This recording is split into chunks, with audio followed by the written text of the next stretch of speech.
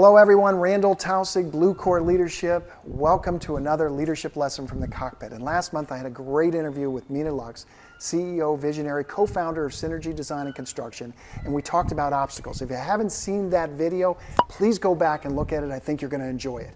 Today we're going to move into part two, which is about pivoting. When to pivot, when not to pivot. What are some of the triggers?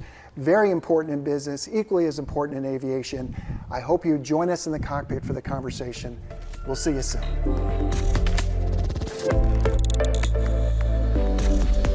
So we've been talking a lot about how obstacles are things that we either can predict or we can't, but one way or another we got to find a way to get around them, get over them, whatever. And we've got that in flying, we got that in our businesses. But it's interesting sometimes when we've got a big obstacle, there's a point where we have to decide whether we need to pivot, and there has to be a decision. An example today, my colleague, Gabe Muller, was flying his very similar airplane from Florida back up to Virginia, and I'm doing the opposite.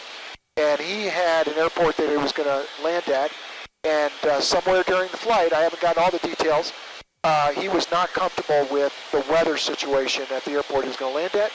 So he decided to divert, and a divert is a pivot in aviation where we say we're diverting, and we actually tell air traffic control we're diverting to XYZ airport. That's a big pivot, and then everything now is focused on that new decision. Yes. In business, well, you've had some big, we talked about a big obstacle. Yeah, we did. That big obstacle came as far as knowing I needed to make an ownership change within our company, and that was a huge pivot, obviously. But it was one that was decisive. It was clear, and once I made the decision, then everything, flowered and flowed from that decision. I had to be decisive, though. I couldn't be wishy-washy. It wasn't the best for our employees, our company, or my previous business partner. So I had to be decisive in that.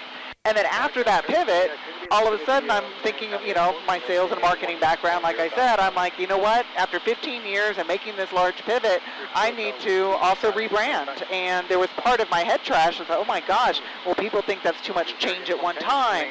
Why am I thinking I need to do that? And I really, felt into my gut and realized that was a pivot that needed to happen in order to bring that fresh energy, to let everybody know that things had changed. I was able to tie the marketing enough to the old marketing that everybody felt that new fresh energy. And I'm telling you, Randy, the feedback we got from our employees on just the new logo and the new fresh energy, and our clients, I just got so much amazing positive feedback that I was glad I made that decisive choice to pivot from a marketing standpoint, which from the outside, a lot of people said, oh, nothing's broken, don't touch it. But I knew that pivot was just as necessary as the ownership.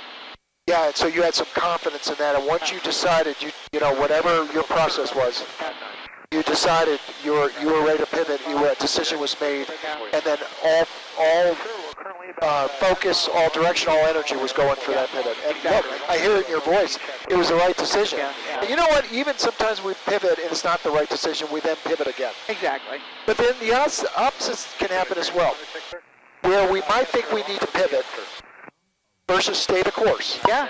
We're on course right now. I'm good right now. And we had those clouds earlier where we decided to stay the course. We could have asked to go up higher or lower, made a choice, but we stayed the course because we knew it was the best thing for us in that time. Yes, yeah. Exactly. Yeah. Part of the art and the science is deciding when you have information about an obstacle, something that is in front of you that you can't avoid. Yeah. Do we pivot or do we stay the course? Yeah. But one thing's for sure. There's a point where you have to make a decision. You got to be decisive. Yes.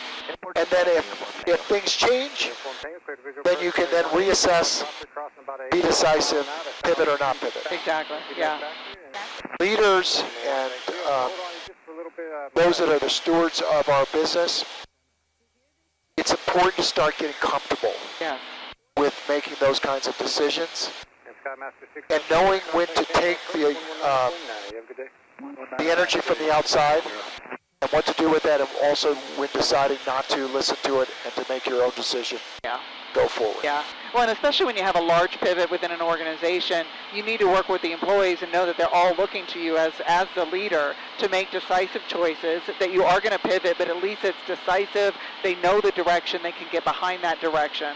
When you are kind of wishy-washy and can't make those decisions, be it maybe a personnel, maybe there's somebody who's underperforming and everybody kind of knows it, they're looking for you to make that pivot and make that choice. It might be a hard choice, but they know that it's going to be best and for the health of the company, and then that brings everybody even closer. And that's what I had to go through once I did the pivot. There were some personnel changes that were not easy to make, but I knew that by trimming, you talked about trimming today a little bit. Yeah, we trim to keep the airplane on path. Yeah, yes. yeah. So there's a little bit of trimming that happened as this whole transformation happened, and we're better for it. And those people that have moved on to bigger and better things as well. So it always works out in the end. And also, I believe that us pivoting, either small micro movements or large ones, and they're learning from us. So that allows them in their own job and their own job responsibilities to say, oh, I've got freedom and a little bit of movement to pivot here and make a decision that might be the best thing for the customer without checking in,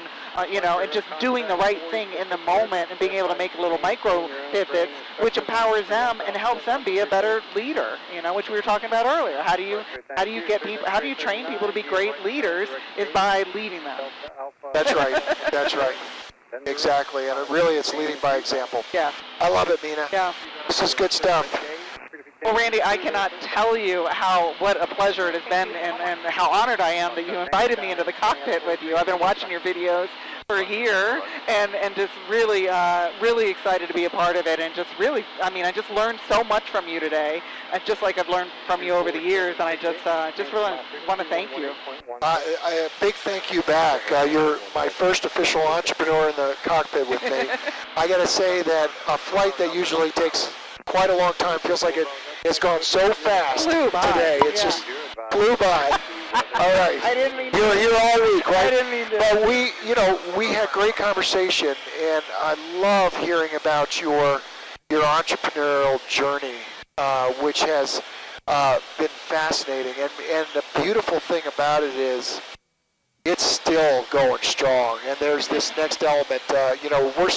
We're in this cockpit going somewhere else a year from now. I think you're going to have some new stories to tell us, and I want to give you an open invitation right now to come back anytime. Oh, Randy, thank you. And we're going to do this again. Thank you. I would love that. Thank you for again. the opportunity. Yeah, thank you again. Yeah.